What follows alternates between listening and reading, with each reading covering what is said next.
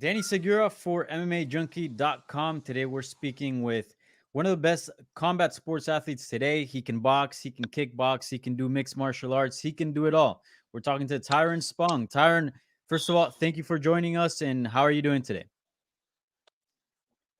Now, first of all, thank you guys for having me. It's been a while. I'm fine, man. I'm just keeping myself sane in these hectic times, with the whole pandemic and everything, but I can't complain. Yeah, for sure. We were just talking a little bit off the air, and you were telling me how you're in Parkland, in Florida, in South Florida. And yeah, COVID has been, the cases have been surging here. Obviously, the I guess the state hasn't really shut down all that much, except for that initial shutdown. It's a crazy world right now, man. So, first of all, how have you been coping the last few months? What have you been up to? We know that this whole pandemic has obviously disrupted everyone's schedules and everyone's lives.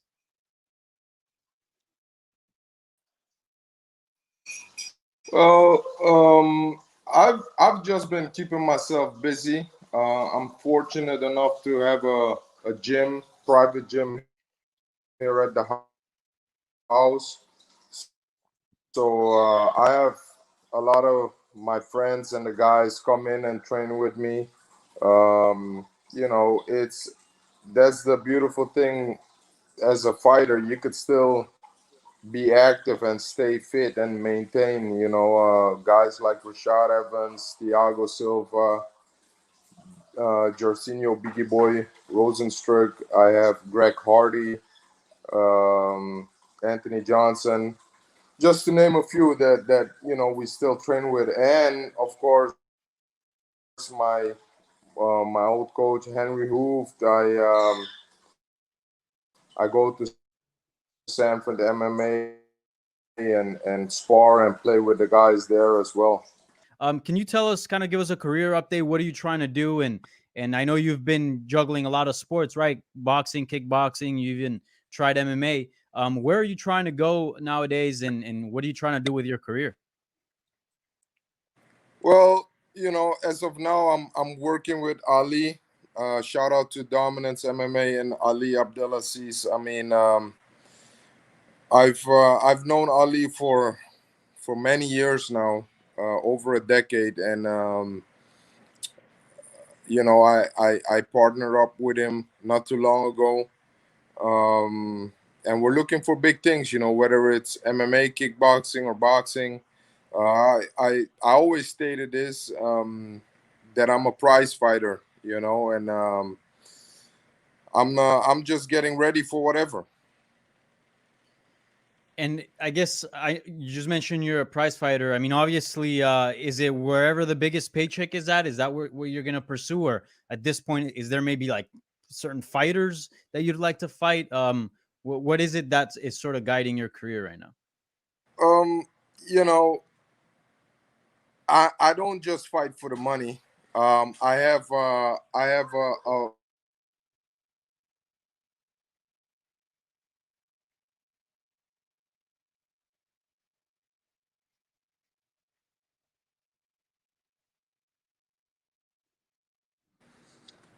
sorry, I lost you there.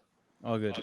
Um, I said I um I don't just fight for the money. I fight for legacy, and I feel like I want to do something that has never been done before, and that is become a world champion in boxing. Um, you never really had a guy that competed on the highest level in all three disciplines, and I think I'm the guy that can do it. So luckily Ali has some good connections also in the boxing world. So that's what I'm gunning for right now. Okay, so you're looking to continue with boxing, and as far as mixed martial arts, obviously MMA junkie. That's mainly what we cover here. So I have a few questions about that. You only had two professional fights. Why didn't you continue to pursue a career in mixed martial arts? I mean, you obviously were having success, and you train with some of the best in the world that in MMA. So why wasn't that a thing that you wanted to continue on doing? I had a great opportunity to go into into regular boxing, and I jumped on it because, in my opinion, the challenge was a little bigger, and like I said, it was never been done before. You see every now and then that a MMA fighter or even a kickboxer is trying to make the jump to boxing, and they can't reach that pinnacle. They can't reach the end goal. And I felt that I was one of the few that could actually do it. So that's why I jumped on it. But I kept training with all my MMA friends and my teammates, and still doing my MMA drills. So, like I said, you never know. Whatever comes and is interesting for me, I'll jump on it. Yeah, for sure. And I guess given obviously how much success you had in kickboxing, how much success you're having in boxing as well. Would a call from the UFC, would that entice you? Obviously, you just mentioned your manager Ali has tons of fighters in the UFC. Is that something that interests you, competing in the UFC?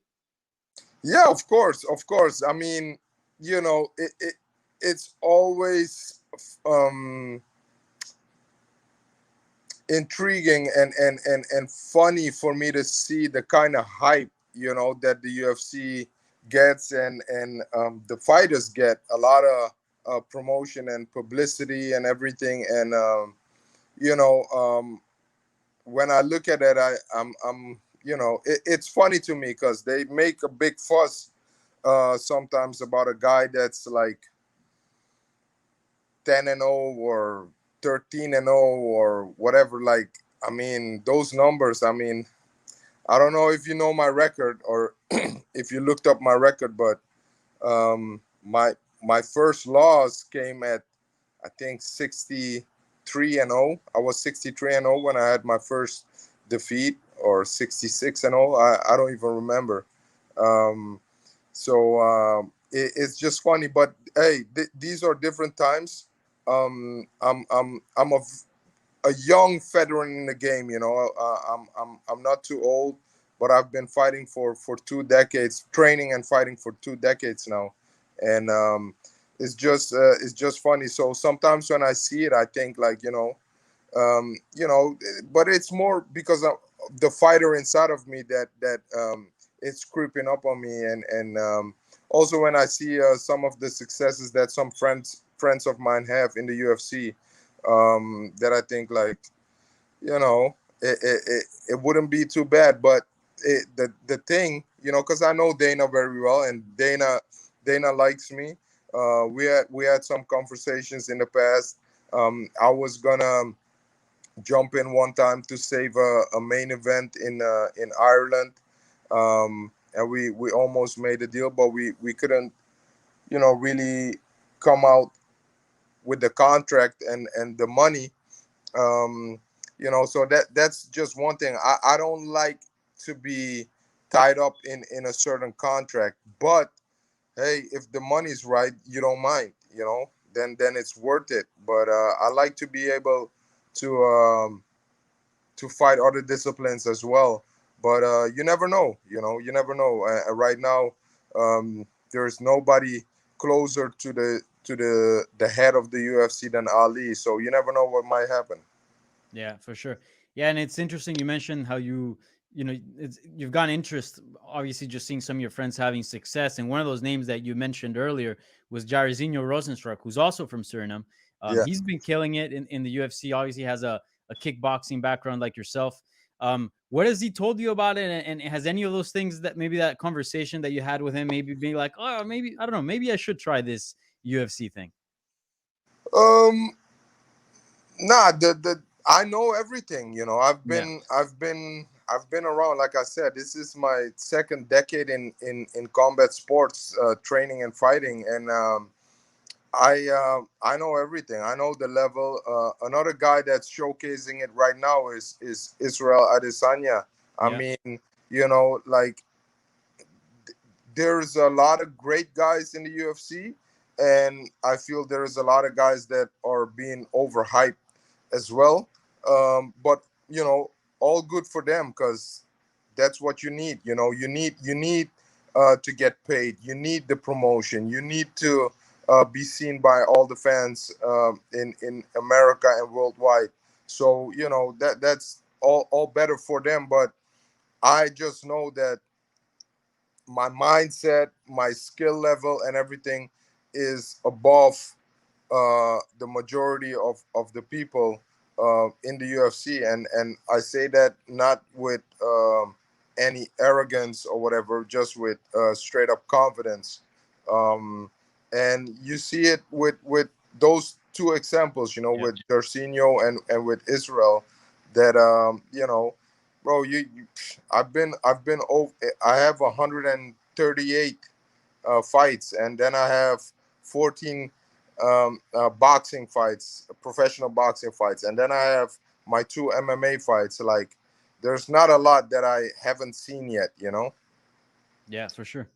And it's interesting because obviously those two guys are having a lot of success in the UFC. How much of a benefit is it to have that extensive kickboxing background, and how much higher does it put you above the rest of the competition? Because I'm assuming you watching some of the fights in MMA, obviously keeping in mind your high level kickboxing and boxing. I mean, there's a lot of things you see there that probably you wouldn't see in those other sports, and I'm talking about like mistakes and other things, right? Given the fact that fighters have to worry about jiu-jitsu, wrestling, and other aspects as well. Well, you can't really compare. It's a total different discipline, and you can't discredit the ground game. Yeah, These guys are just two examples of straight up strikers that made the transition very well. Obviously, they have a great takedown defense. So if you can keep it on the feet like they are able to, I mean, it's like a teenager playing around with a toddler, and I mean, the prime example was last Saturday. Their striking was just on another level. Israel could do whatever he needed to do, and made it look easy. And for him it's easy, but it's not easy in general. yeah, yeah, for sure. All right, so just to sum it up, in order to get you in the UFC, you need to see some cheddar. Cheddar, cheddar. I mean, I could go to my gym right here. I have my own gym at my house, and I could show you. I got over 13 belts. I don't fight for belts anymore. I mean, it's a prestige thing to have the belt of the best organization in the world, or from the biggest organizations like the WBC, the WBO, the IBF. Um, WBA, but in the end, you can't eat a belt. So I just keep it real. I fight for legacy, and I fight to take care of my family. That's why I fight. Yeah, for sure. So we'll see what happens with you pursuing boxing. That seems to be your primary goal. But as a mixed martial arts reporter, I'm a little biased, and I gotta say, I would like to see you someday, maybe in the UFC or a big MMA promotion. Bro, And a, listen, all they have to do is give me a good contract, and I'll listen. I they're not on my level. They're not on my level, and that's plain simple. They're not on my level. And like I said, I'm not a guy that talks too much. I've never been a guy that likes to do shit talking or whatever. I'm a guy that likes to show my skills in the ring and execute. I'm more of an old school guy. If I would have to compare myself to a guy, with all due respect, of course, because nobody can touch the old legends, but my mindset, the way I handle myself, conduct myself, is I'm a Mike Tyson type fighter. Like, I don't do the shit talking too much or whatever. If you talk shit to me, you're gonna get a response, and if you go too far, there's gonna be some consequences. Even like, don't touch my character. Don't try to disrespect me as a man. Because in the end, that's all I have. I'm a man first, and after that, I'm a fighter, and after that, I'm a champion. But first is my man and my respect. So that's all that counts to me. for sure, no doubt. And I wanted to ask you a couple things outside of fighting. Every time I peep your Instagram, there's always all kinds of animals, whether it's birds, iguanas, goats, dogs, horses. I mean, the list goes on. What's going on? Do you have a farm? I do. What's sort of the deal with that? I do have a farm. You know, I can't count how many birds I have. I have chickens, goats, a horse, macaws. I got a big pond with koi and other fishes in it. Well, dogs, sheep, you name it, I have it. Peacocks, turkeys, I have everything. You have any tigers? Is this sort of No, no, no, no, I Spong don't. exotic? I don't. I might be the king of the ring, but I'm not the tiger king. Yeah, for sure. Favorite animal? Has to be a lion. Okay. Nice. All right, man. Well, it was nice catching up with you. We'll see what's next for you. Maybe in the boxing, maybe in MMA. We don't know, but certainly excited for your future. Obviously, you're one of the best fighters, one of the best combat sports athletes today. So, thank you so much for taking the time to join us and talk to us about your career. And I'm sure we'll stay in touch and see what's next for your combat sports career.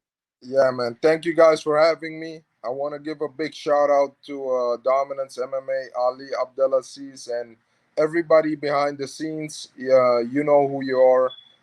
They do an amazing job there. And I'll see you guys soon.